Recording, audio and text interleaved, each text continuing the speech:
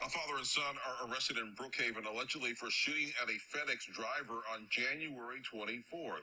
The Daily Leader reported Gregory Charles Case and his son Brandon Case turned themselves into Brookhaven police today. Gregory Case has been charged with conspiracy and is being held on a $75,000 bond. Brandon Case has been charged with shooting into a motor vehicle and is being held on a $150,000 bond. Both men were booked in the Lincoln County Jail. Okay, so y'all heard that right there. But before I actually get into this commentary, let me give a shout out to two people because I got this article around the same time from two different people, and I want to make sure I highlight them both. The first being Craig J. and my patron on Patreon, Jason. They both pretty much sent me the story around the same time. And when I read the title, I said, wow, this story parallels another story, a very recent one that we were talking about that happened back in 2020. And the trial for these two individuals just ended a couple months ago. And they're both about to be serving life sentences without the possibility of parole. If y'all didn't catch the hint, the ones I'm talking about is the McMichaels. And what's even more eerie about this, with this case, besides the similarities between both of them, is that one of the people that attempted the murder of this black man, who I'm going to talk about in a second, name is Gregory. Their name is Gregory Case, who is the son, who you can see right there on the left of this picture, who we all know that in the case with Ahmaud Arbery, one of the people that was involved with his murder name was Gregory McMichael, who was the father. And these stories are similar because you have two PC men chasing a black man and shooting at him. The only difference between this case and that one is that the person they shot at in this one survived. Because I don't even think he got hit, because it says shot at. They didn't say he was shot. They said he was shot at. So they shot in his direction, but nothing hit him. Like no bullet went into his body. Unfortunately, with Ahmaud Arbery, he did not survive. But I just thought those were striking similarities between both of them. But I'm going to go ahead and get into the story and find out. A black Federal Express driver says that he was shot at by a white man during his shift. The 24-year-old man has given pictures to the authorities of the vehicle that he was using for the delivery, showing the bullet holes from the alleged shooting. According to the Mississippi Free Press, DeMontario Gibson was on the clock working when two PC men attacked him on Monday, January 24th. Now here it is. This happened on the 24th. And this story is just now making its rounds probably within the last couple of days. Like they're just now reporting about it. And he was working minded his business. How many stories have we heard where black people have been attacked by these individuals, whether verbally or physically, while working? And I've noticed another common theme. A lot of the times when the black person who's being attacked, who is working in a certain neighborhood, they tend to be truck drivers of the kind of where they're delivering something. I've noticed that. I've seen videos of it, and it always seems to be they're working for some kind of a postal or delivery service. That's just something I've noticed, as if black people can't work for FedEx, or they can't work for UPS or USPS or Amazon. The men were identified as Gregory Case, the father, and Brandon Case, the son. Okay, so I made a mistake. And now that makes the similarities even more eerie, because I said Gregory Case was the son, but it turns out that Gregory Case is the father, much like in the McMichaels case, where Gregory is also the father. So I made a little mistake there. I thought it was the other way around, at least because with how they wrote it on the mugshot, They wrote it from left to right and didn't specify who was the son and who was the father, but now that makes it even more eerie. The young man works for FedEx and was delivering packages in the Jackson suburb of Brookhaven, Mississippi around 7 p.m. Look at that word, suburb. So we already know what type of neighborhood that he was in. And I bet you they probably thought that he was quote unquote suspicious and whatnot. And that's why they felt they needed to attack. Much like with Ahmaud Arbery, of him jogging through that neighborhood, which was a nice looking neighborhood, and they felt he was suspicious and felt they needed to attack. I'm telling you, the similarities between these two situations is absolutely insane. When a white pickup truck drove toward the residence located to the designated address on the drop, Gibson recalls the events of that night, saying to the Free Press, "In my mind, I'm thinking the driver is leaving to go to the store or something like that, but then they get extremely close to me and start blowing their horn.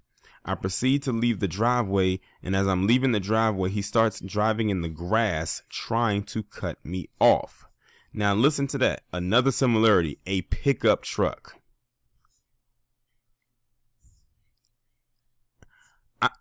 I know they say history tends to repeat itself, but goddamn, it seems like it's repeating itself very, very fast with this story. After assessing the situation, Gibson says his instincts kicked in and he swerved out of the truck's way. Gregory Case was driving the truck. I start hitting the gas, trying to get out of the neighborhood because I don't know what his intentions are, he told the outlet. I drive down about 2 or 3 houses. There's another guy standing in the middle of the street pointing a gun at my windows and signaling me to stop with his hands, as well as mouthing the word stop, and I shake my head no. Again, what happened with Ahmaud Arbery? They tried to box him in. Not even tried to, but they did box him in. Where did I stop off at? He said, I hide behind the steering wheel and I swerve around him as well. As I swerve around him, he starts firing shots into my vehicle. The man standing in the middle of Junior Trail with the firearm was Brandon Case, age 35. The young man talked to his manager at the FedEx office once he was able to get to the end of the street and reported the incident. "They're shooting at you," he said his manager asked before telling him to head back to the station as soon as he was able. However, as he tried to leave the area, he saw the white pickup truck that tried to corner him on the grass approaching him again. "I just went as fast as I could. He chased me all the way to the interstate," he recounted, claiming that the truck following him 10 or 15 minutes after getting onto the highway. He called the office again and spoke to a different manager who told him the office would file a police report in the morning. Gibson did not wait. He reported the assault himself. Good for him. I'm glad that he didn't wait. "I reached dispatch and let him know that was what was going on. And I only had a chance to get a little of the story out when he cut me off and he was like, 'Were you at this address?' I said, 'Yes,' Gibson said. The dispatch told the man that they had received a call reporting that a suspicious person was at the address in question. So now they're trying to create their narrative, to try to justify why they were doing what they were doing. And what did I tell you? They was going to lead with that suspicious person narrative. Gibson said he responded, "Sir, I'm not a suspicious person. I work for FedEx. I was just doing my job." As Gibson continues to tell his story, he mentioned that the men shot at him, to which the dispatcher allegedly responded, "Well, they didn't tell me that." Look at the truck. It's damages to the truck. The dispatcher took his name down and told him that he would give it to a supervisor to continue to document his report. After returning to that's another similarity. Just hearing that right there, when he said they didn't tell me that, which means they reported to them first and told them a whole lie. And now this feels like when they were talking to, was it Gregory McMichael was talking to Jackie Johnson. Now it sounds like that. Another similarity. After returning to the FedEx station, the first manager examined the van he was using during the day. Gibson reported that he and the manager found there were bullet holes all in the back of the van, inside packages and everything like that. Carlos Moore of the Cochran firm, the attorney now representing Gibson, showed photos to the outlets of the bullet holes in the truck, in packages, and one bullet on the floor of the vehicle. Despite being a uniform delivery driver for FedEx, a look that includes the brand's signature color and logo, Gibson was driving a white Hertz van at the time of the shooting. On Tuesday, January 25th, Gibson and one of his managers returned to Brookhaven to file a report with the city's department. The police report reads, Miss Candace Welsh says she was Mr. Gibson's, it says, booze. I'm not sure what they're implying with that word, but I mean, okay. The van had at least 2 bullet holes, one in the back door and one in the bumper, and 3 packages inside had bullet holes in them. She also had a picture of a bullet that's still laying on the van. Gibson alleges that even filing the report made him violate it. One of the 3 officers that he spoke to asked him if he did anything to make them think he looked suspicious. I felt disrespected at that point because even if I did, they still can't take the law into their own hand. So I told him all I did was my job. If they think that was suspicious, that was on them. He was like, okay, I was just asking, he expressed.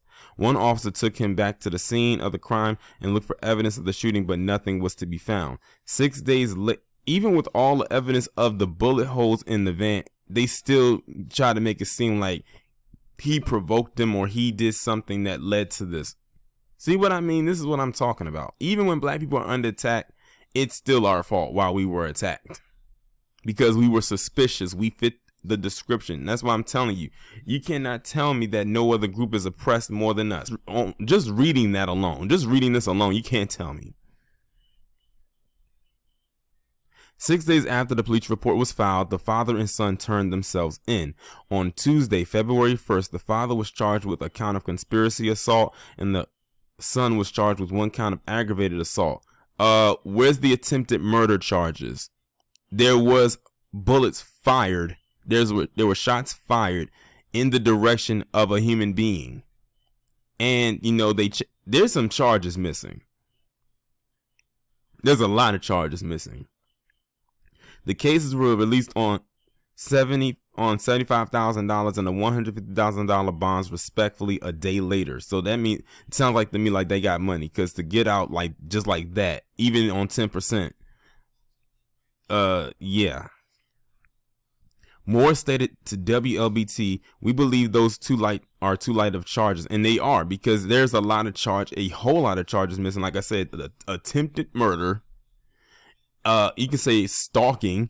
You can even say kidnapping, because they boxed him in or tried to box him in. We believe that this is attempted murder.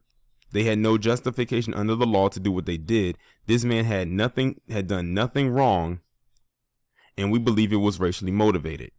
Gibson has alleged that the 2 men who assailed him are related to the Brookhaven Assistant Police Chief Chris Case, which is why the men were allowed to turn themselves in a week later. See, they didn't even look for them. They just decided that they were going to turn themselves in. Probably someone called them and said, look, just come in, turn yourselves in, and whatnot. It makes me wonder, has this been a type of situation before?